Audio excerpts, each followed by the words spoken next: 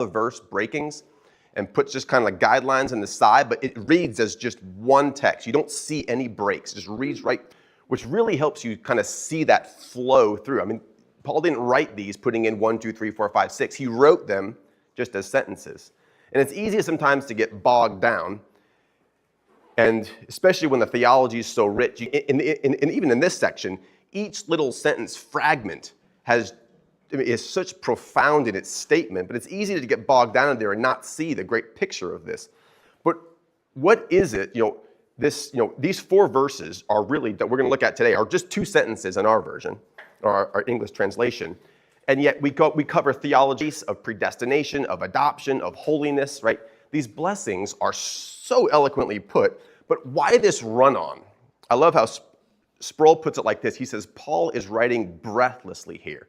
He can't stop running when he contemplates the eternal grace of God, right? He's writing breathlessly. He can't even stop. Literally, boom, boom, boom. One thing after another, he's revealing this to us. And we're going to start looking at some of these verses, kind of sentence fragment by sentence fragment, but it's really all in its entirety.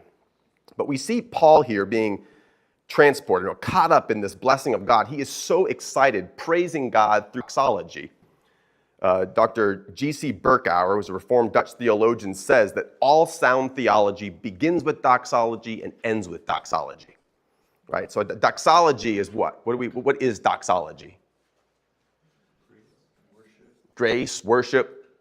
Yeah, it's an expression of praise to God, right? It's saying, and this is exactly what Paul's doing here. He's not subtle about it at all, right? He's not just telling us about this doctrine of predestination or what God's done for the gospel. And so it's easy for us to kind of rush through this, right? Ferguson puts the title to this chapter, A Sentence Begun in Eternity. What does that mean? What do you think of when you think of a sentence? And we just talked about sentences in terms of the chapter, but a sentence begun. He's not talking about one sentence here. He's in terms of grammatical sentence. But what's he talking about? A sentence begun in eternity. Sure. Chosen. Is there an option? The foundation of the world. Right. We think of a sentence. I mean, the first you're sentenced. You're given something that you can't get out of, that you are stuck in, that you have.